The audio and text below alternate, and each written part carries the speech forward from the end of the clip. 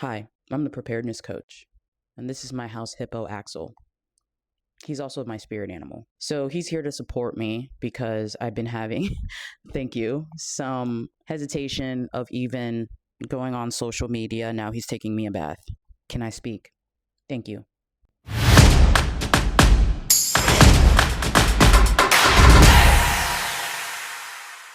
I didn't plan to be in this space. Life kind of forced me into it. And when I say that, I've survived things most people read about or see on the news, regardless of whether or not I'm in the army, whether or not I'm a police officer, whether or not I'm a safety executive, regardless of the titles that I hold. I can't change my purpose, which is to help others. Get to know me. You will learn the real me. Let's start over. My name is Bernenda Mark. Bernenda. Not Brenda. Not Bernenda. It's Bernenda Mark. That is my name. A lot of people may know me by Mark, my battle buddies in the Army, JROTC in high school, or you may know me as Bernie, which is a name that I created when I was an armed security officer. Majority of the people I protected were kids in VPK, daycare, and they couldn't pronounce my name, so I gave them the nickname Bernie to call me. Moving forward, you will know me as Bernenda. I am going to share my life, and I will warn you, I've survived things that you see on the news or you read about, and I've survived it in a short period of time. So I was born and raised by two strict Haitian parents that came to this country illegally. Both of them were born in Haiti.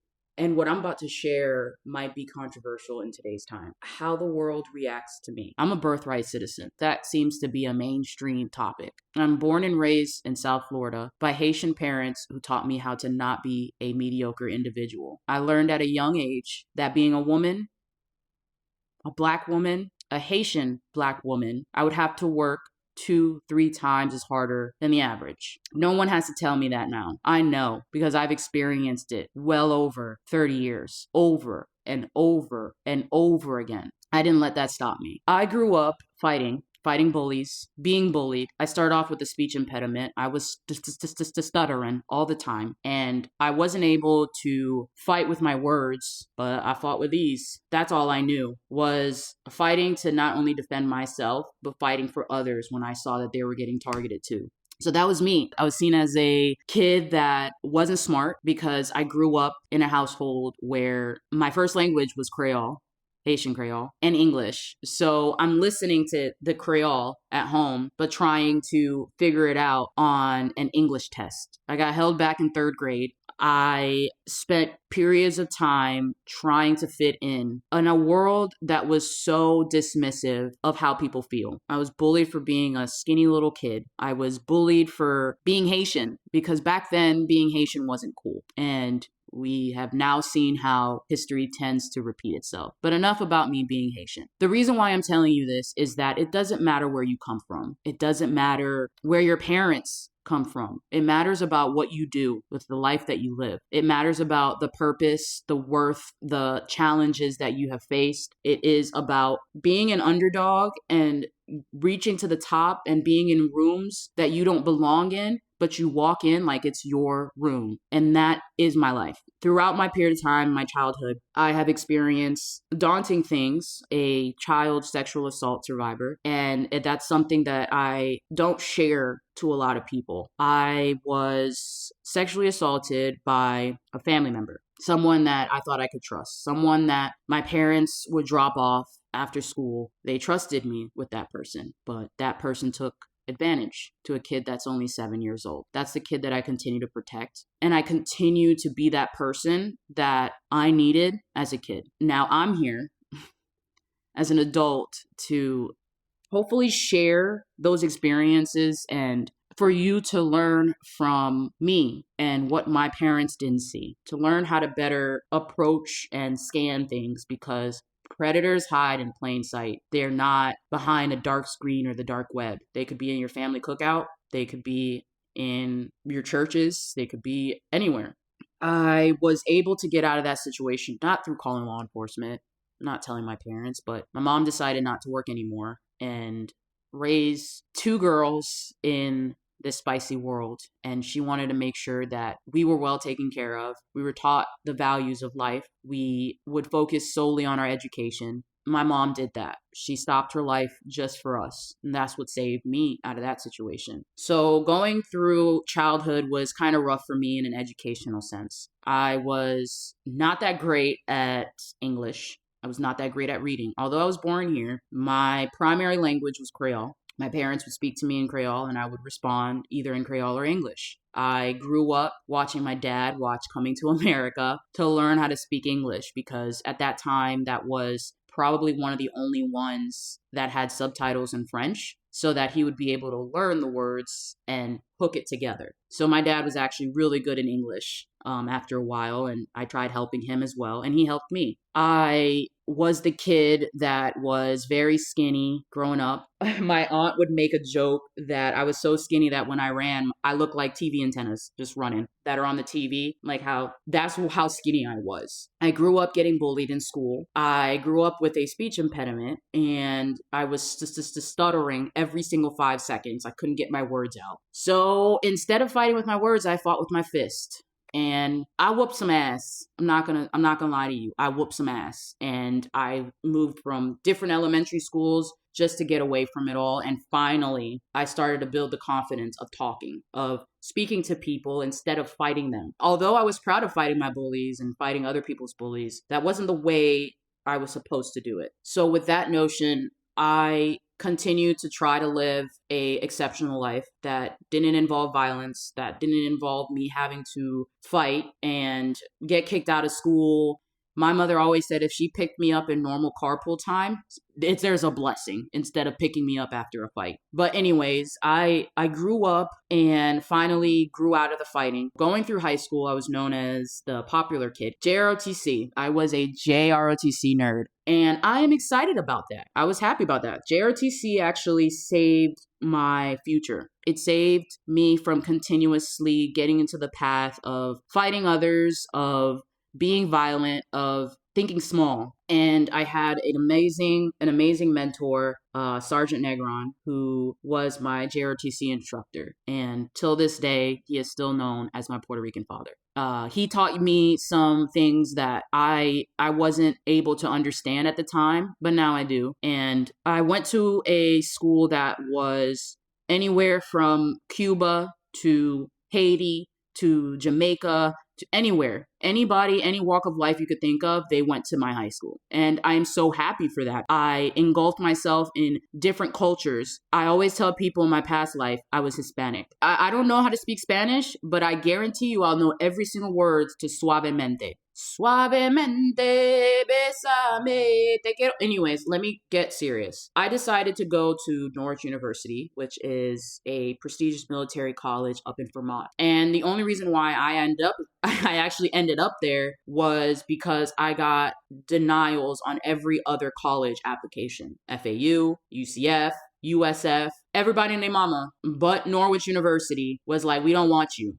Norwich University was an experience. It was a time. If you don't know about Norwich, go ahead and search for it. But basically the same person that helped created West Point created Norwich back in the day. And it was a experience that I would never forget. I was in a predominantly military college that I spent every single day in uniform. I probably faced my first racial experience because in that school, there's not a lot of people that look like me. And sadly, that's how it is in a lot of places. So I was the first person that a lot of people met that looked like me without it being on the screen, on TV, or I was called the N-word multiple times. I was a subject of observation from a lot of people, but I did experience some good things. I was able to have a family, my Rook family, shout out 4-2. And I was aware at that point that not everybody is so welcoming. So that kind of opened my eyes. I've always known that I wanted to be in the military in some sort. I wanted to be somewhere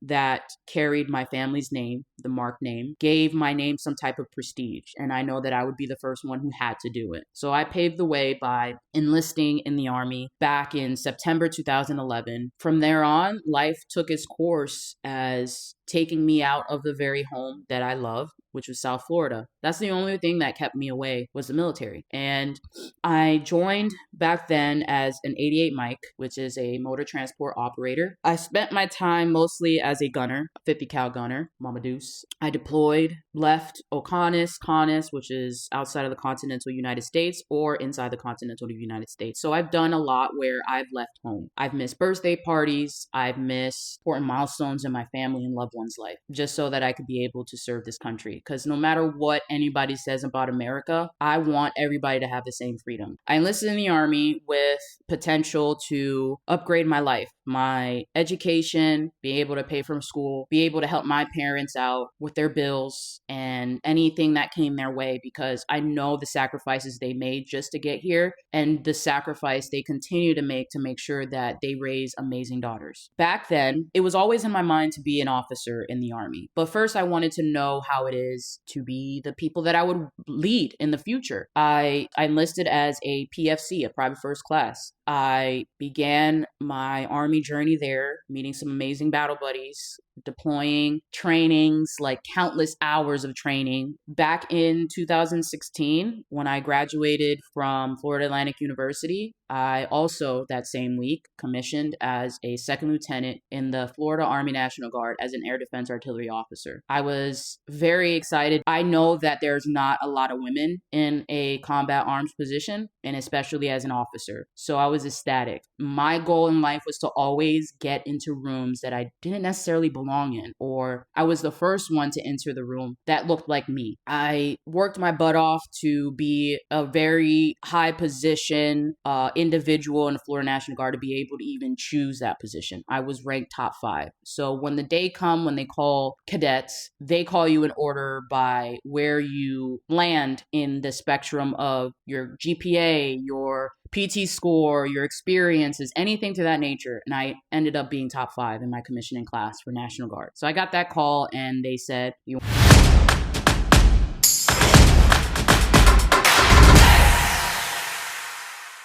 want to do this or you want to do this? I heard air defense artillery and I was like, let's go. During that time, I was the first and only Haitian female air defense artillery officer in the state of Florida. I spent my entire career being surrounded by male soldiers, and not once did I try to be someone other than myself, but I earned their respect. I earned the right to lead, to be in a field and be with them every step of the way. The field was the place that I thrived in, and that's somewhere that I always wanted to be, with soldiers, leading soldiers, embracing the suck, which I did. I never faulted to that. Whenever we were out in the field, you didn't see my butt going to the hotel to sleep. You didn't see myself going to a very cozy barracks. No, I slept in the woods with my soldiers. And that taught me a lot of lessons, that you can do whatever you choose to do. You probably have to work hard, just like I learned as a kid. I'm a Black woman. I'm a Haitian woman. I'm a woman. I have to work not only double, but triple the time, regardless of your beliefs on that. But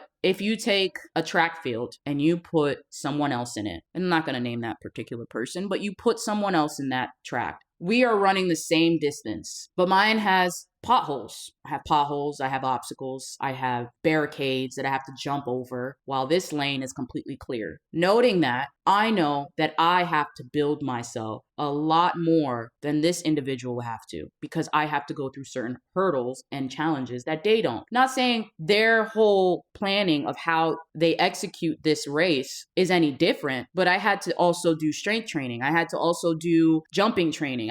Yes, everyone can get to the finish line, but everyone's lane looks completely different with different obstacles. You may have no obstacles on your lane, but my lane, I had obstacle after obstacle, jumping over a hurdle and ending up in water, running and continuing, but I never stopped. I never stopped running. Anyways, with the analogy, while I was deployed overseas, it was during the time of the Boston Marathon bombing. I watched that on live news in the DFAC, in the Chow Hall. I told myself, here I am in another country, fighting for my country while it's still under attack. That made no sense in my head. So then that's when I was like, what will I do when I don't deploy? Since I'm National Guard, what am I doing to help with those type of situations? So I ended up the same week that I commissioned as a second lieutenant, I swore in and was hired as a Delray Beach police officer. So 2016 was a great year for me because I graduated from college.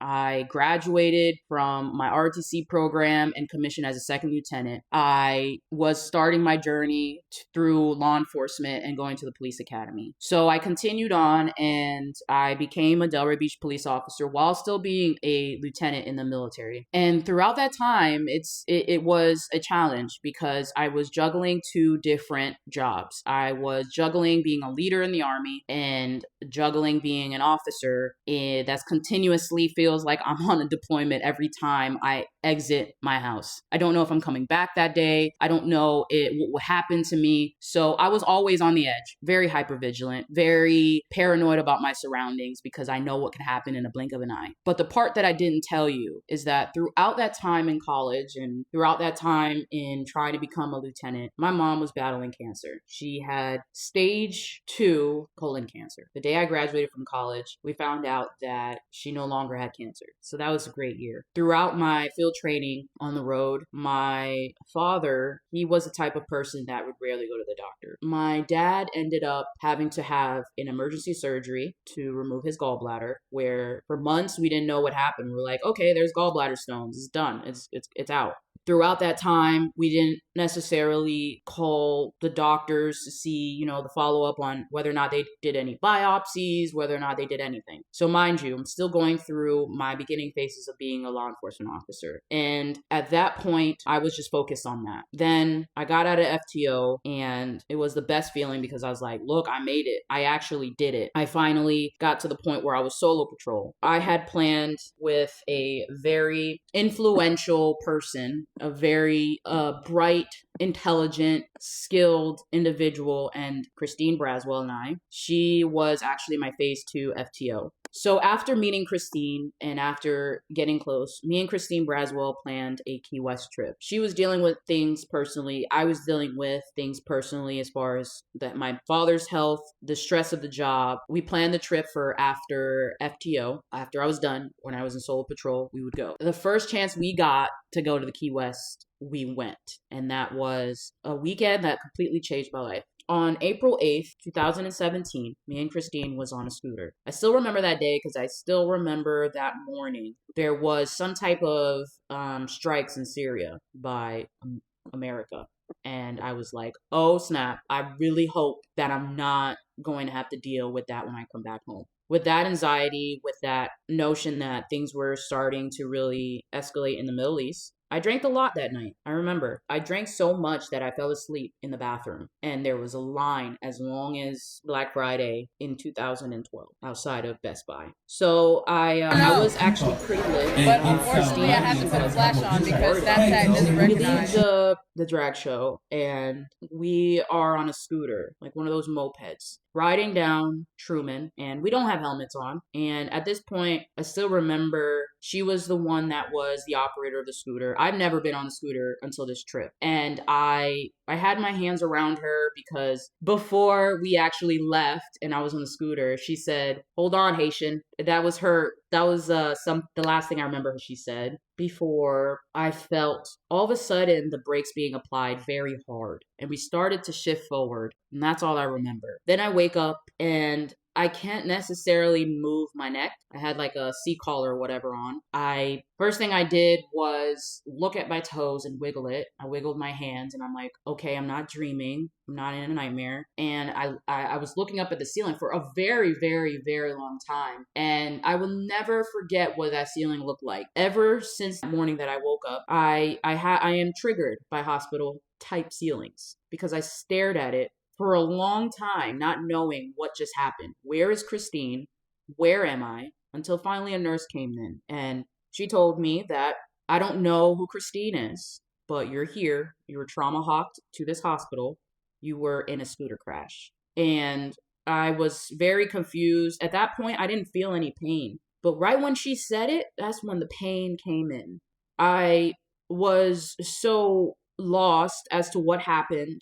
I woke up in a hospital where No one at the time knew Christine until two of my fellow police officers showed up in the door. And then that's when I knew I'm not dreaming. This is actually happening. I try to understand what was happening, and while taking tests, and the tests were hard because I was in so much pain, more police officers started to show up. Before that, when I saw my parents walk in through the hospital door, it looked like they were ready to see me dead. They drove like close to an hour and 30 minutes to me, not knowing if I was dead or alive. And still at this point, I don't have any recollection of what happened, why I'm here, what is going on with Christine. That's when I found out that the hard way, she was in worse shape than I was, and that she is fighting. She's in a completely other hospital. And by this point, I knew that it wasn't going well because I'm a police officer. I know the faces that police officers make when they're not giving you good news, but I tried not to believe it. I tried to keep hope, and like I'm hoping that I can visit her, I can see her, and unbeknownst to myself, I was in really, really bad shape in an ICU, and I was being tended to every second. And there were times that surgeons were running into my room in the middle of the night because maybe they had to get me into surgery. I had a grade 5 laceration to my spleen, which means my spleen was almost completely torn in half. My major injuries were internal. So I had a really bad TBI, traumatic brain injury. When I got up off the pillow, people saw fresh red blood on my pillow. I understood that I was not in a good position. That same night that I woke up, the police officers and visitors, they left. They were saying their goodbyes, and all of a sudden, they all came back. And they didn't. If someone was missing something or forgot something in the room, not everybody would come back, just one person. And I still remember the person that told me and leaned forward and said, Christine is no longer here. She's gone. And all I wanted to do was go to her and try to figure out, is this true? Why am I still here? Took off my pressure band. I tried to take everything off of me, and I couldn't believe it because I was like, I was just with her. I was just holding on to her. I was just laughing with her. I was just with her in Key West. What do you mean she's gone? Like, she's no longer here. That moment, all I wanted to do was not exist and be exactly in the position that she was in. I didn't want to be alive. I said multiple times while my parents were in the room, the officers were in the room, I want to die. I don't want to be here anymore. I didn't have my phone. I didn't have anything to kind of give me an idea of what happened. Like, I can't even call her. I can't even text her. I can't even see her. I don't know how she looks. And that's when I realized that life is so fragile, and with an instant, it can just implode on you. As I laid resting in the ICU, crying, not understanding what happened, I asked one of the officers one night, is the other driver okay? And they replied with, you didn't know? The driver was drunk. It was a drunk driver that hit you. Instant hate just flooded my body.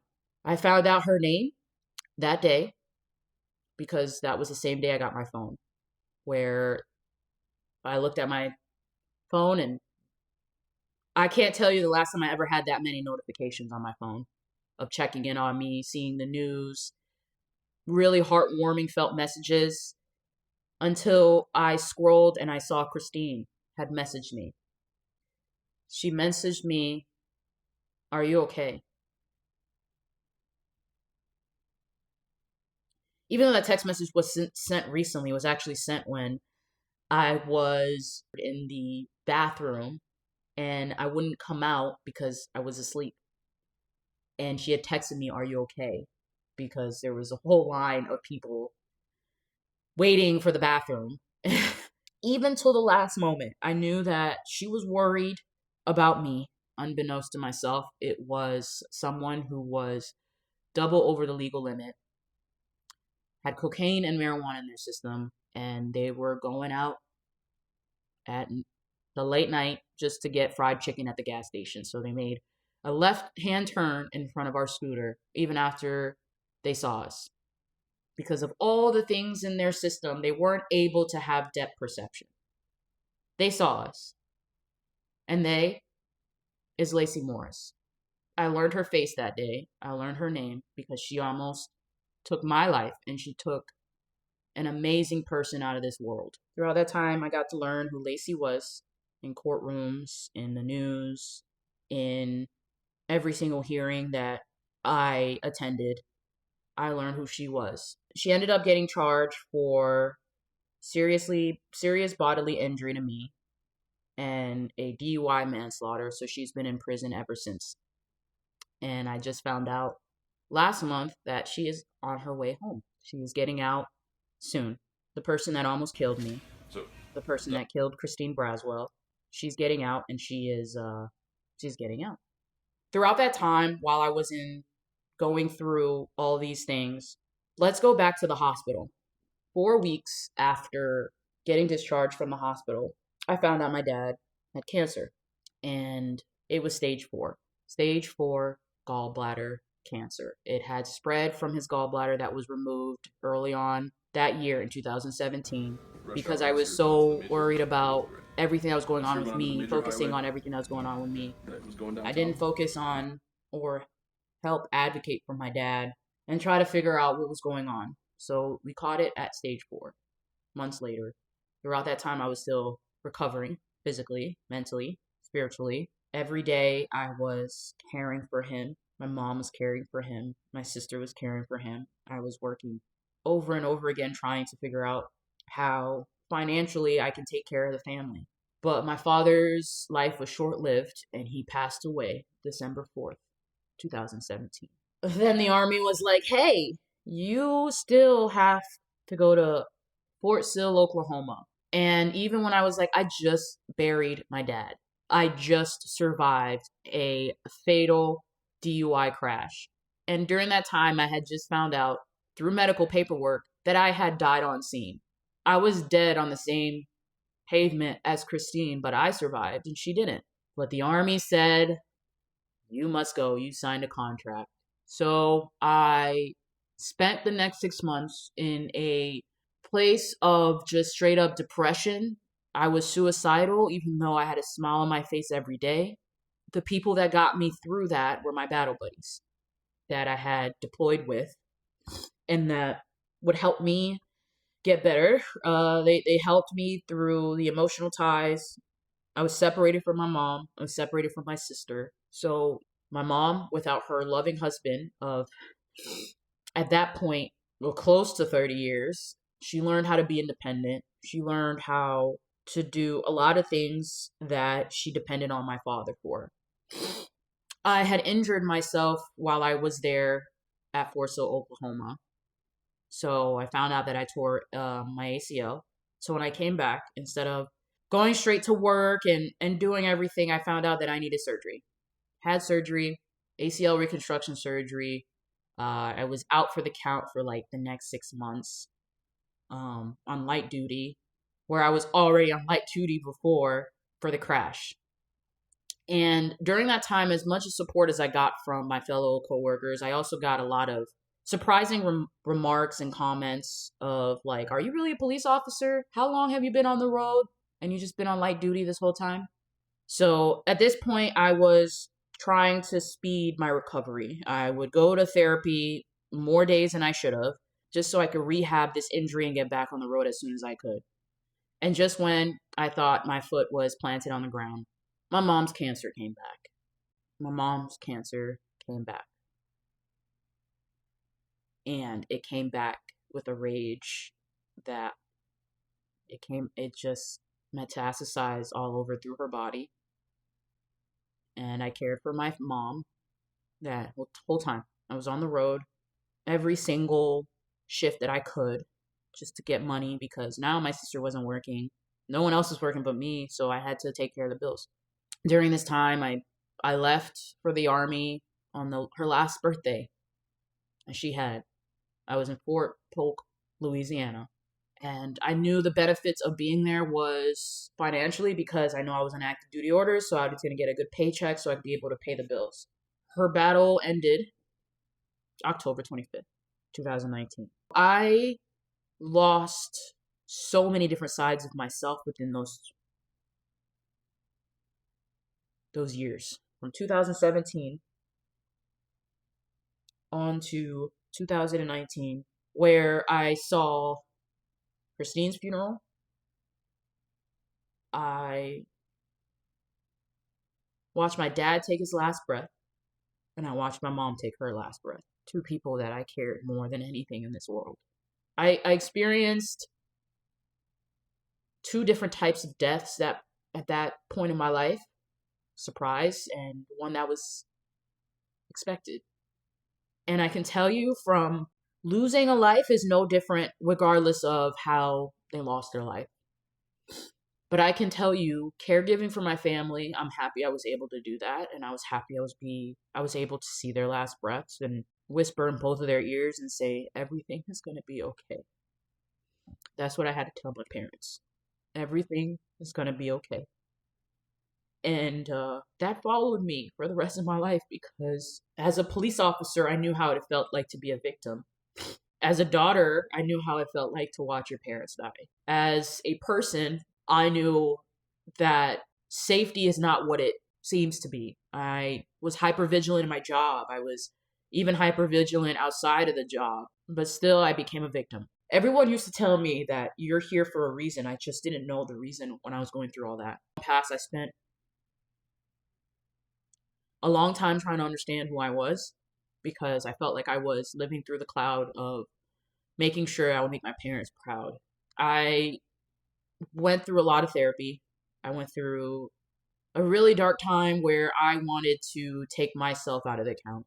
Survivor's guilt was starting to really hurt me, tease me in ways that would make me think that maybe if I took myself out of this world, everything's going to be okay. No one has to worry about my traumas, and I don't have to, all the nightmares stop.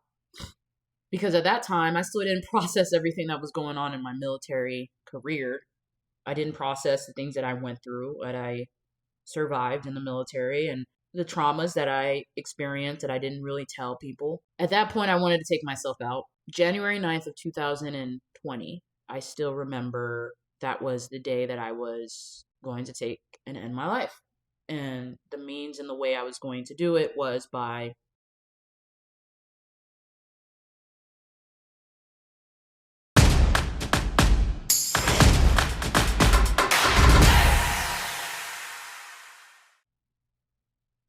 let's not go there. I tried to kill myself multiple times.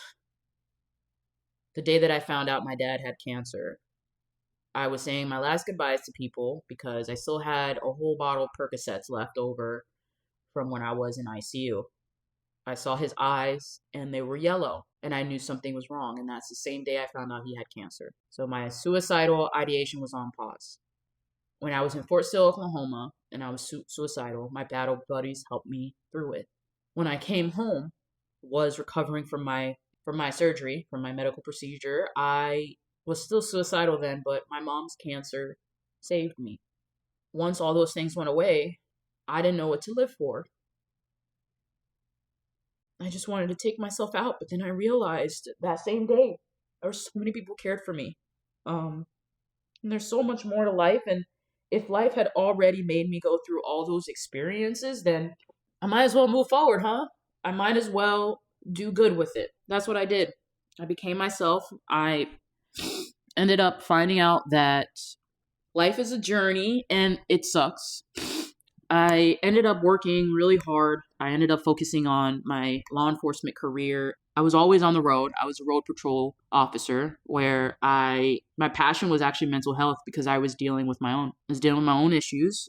Through the Army, I was diagnosed with post-traumatic stress disorder. I was diagnosed with depression and anxiety, and I deal with taking medication every single day. I ended up getting help by multiple supporters, families, friends, more friends than family. other than my sisters, because my sister's my rock, and I don't think I would be here if it wasn't for her. So I dealt with suicidal ideation from 2017 onto 2020. I'll be quite honest with you, those thoughts keep coming in my head, but every single day I try to fight them all, because Brenda Mark is a strong individual and was raised by two Haitian parents that taught her to never be a mediocre individual. I'm a servant at heart, a public servant. I can never stop helping people. That is my purpose. And I feel like the reason why I'm still here is to share my knowledge, to share my experiences, and the things that I've learned throughout my life to be able to help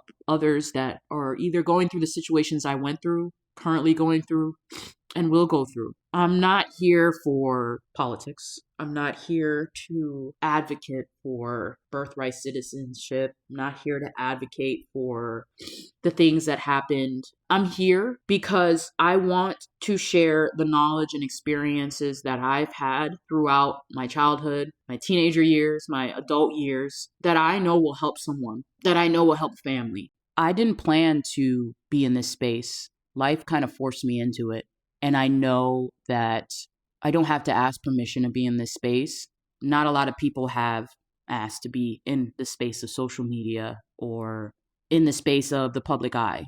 So I'm not going to ask permission. But I hope that my story, my words of wisdom, my tactics that I've learned throughout the military, law enforcement, and my personal life can be shared on this platform and probably help you be more prepared than the average American, which my goal is to prepare every single one of you. I didn't want to be in the limelight or have my life exposed for nothing. I am going to teach you things that I have learned well over 30 years, from the tactics I learned in the military, from the tactics I learned in the Army, from the things I experienced on the street as a police officer. And I'm going to hold your hand when I say this. The government is not coming to save you. It's a false narrative. I've noticed that we count more on the government to come and help us. Governmental officials, public servants, like we count too much on them. I want to teach you how to be independent on your own safety. If you're a father or a mother, you're responsible for your kid's safety. If you're a business owner, you're responsible for everyone who walk through your doors, your customers, your employees, whoever they are. If you are CEO of a hospital, the lives that walk into your home, your office, your store, it doesn't matter. You are responsible for them. So it's time for you to learn this, because if you haven't noticed, the world is just continuously getting spicy, spicier than Taco Bell in the late nights. It's time for you to be responsible for your own safety, because I couldn't count on the government to help me. I didn't count on the government to come and save me through countless of hurricanes that I've lived as a Floridian. I didn't ask for any of that. I had to go through those struggles and learn how to better prepare when those struggles return. So use my experience and what I'm about to teach you as a method to get home safely, to be with your family, to be able to binge watch the shows that you want to binge watch every day, to watch the TikTok, everything, anything you could think of. I'm trying to make sure that you can enjoy your life without worrying about the next thing, because you are prepared. Your family are prepared. You are prepared. Your business is prepared, because preparation plus readiness equals resiliency. And I'm going to share how I got to that point. The first thing that I want to share is I do not care about your political affiliation. I do not care about what side you're on. I don't care who you voted for. I don't care whether you like this person or whether you like that person. I'm going to teach you reality. Incidents don't care if you voted for whoever. Incidents don't care where you come from. Hurricanes don't care where you come from. Active shooters do not care who your parents are. No one or nothing that can happen to you in a bad way care about who you are. There's something that I used to always say to people that I teach, is that humble yourself, because you never know when something may happen. In life, humbled me multiple times in the jobs that I've worked. I'm blunt because sugarcoating gets people killed or unprepared, and that's the life I live. Although I can't stop people from getting into very scary situations or incidents, but maybe I can help with keeping you a little bit more aware and starting conversations on being prepared, because a lot of people aren't. It is very hard to look at a camera and just bleed out everything that has happened to you, that you spent countless hours, countless years processing. I've survived things personal wise, and I'm still going through things. All I want to do is, for more than 30 years, to help others. That's all I want to do. All those challenges have brought me more clarity. My life through the Army, my life through being a law enforcement officer, my life going through multiple medical procedures for my injuries that I've suffered throughout my service. I have gone through unspeakable things that have happened within a short span of time, not even giving me room to breathe, to really think about the next thing and prepare for the next thing. Everything that I deal with, from PTSD to anxiety to depression to now not being able to adapt in a 9 to 5 job. And that's scary for me because that is what I am currently going through. Understand this whole life of being a business owner. I started this off as a project because seeing everything out in the world and how it's playing out, not a big fan. Watching the news and getting another update about an active shooter at a church, getting a notification, another flash flood has occurred. But while recording this, I found out that there was a shooting that happened. I think it was ICE. I'm recording this, Dallas ICE facility shooting leaves 1 victim dead. That's why I'm here. This is going to continue happening. Active shootings, hurricanes, wildfires, things are going to continue to happen. That's why I didn't take myself out, because if I take myself out on challenges, heartache, trauma, loss, then I should have been dead a long time ago. I have skills, I have education, I have tools that I've learned to become a resilient individual. And everything that I just shared has got me through those things. And if I could win a trophy for the most resilient person, I think I would have a lot by now. So I just want to remind everyone, the reason why these things continue to happen is because, I think is one of the reasons, is because of the separation in this country. Natural disasters don't care who you vote for. Natural disasters don't care who you are, where your parents come from. Active shooters don't care where you come from. They don't care who you are. Disasters, chaos do not care where you come from, how much money you make. What matters is how resilient you are and prepared for that challenge. Because I am that hero, I am that superwoman that will help change something, because I'm tired of seeing people count on the government. Heck, I was in the government. I was that public servant showing up when you called 911. But I will now teach you how to be that individual that don't need those resources, those services, until you absolutely need to. So let me help you. Let me give you steps, because at the end of the day, if you are a parent, if you are a business owner, if you are a caregiver, senior home, foster care, regardless if it's your own parents that you're caring for, you are responsible for their safety. And most importantly, you're responsible for yours. There are a lot of people, a lot of Americans who are not ready for just a 72-hour disaster. Something takes you out. Power. No power for 72 hours. And now you don't know what to do. There's a lot of things that can continue to happen, and that has happened to me, and I have surpassed and survived it. So why not just learn from me? I've been blunt. I've told you about my story. And now that you know my story, let me help you.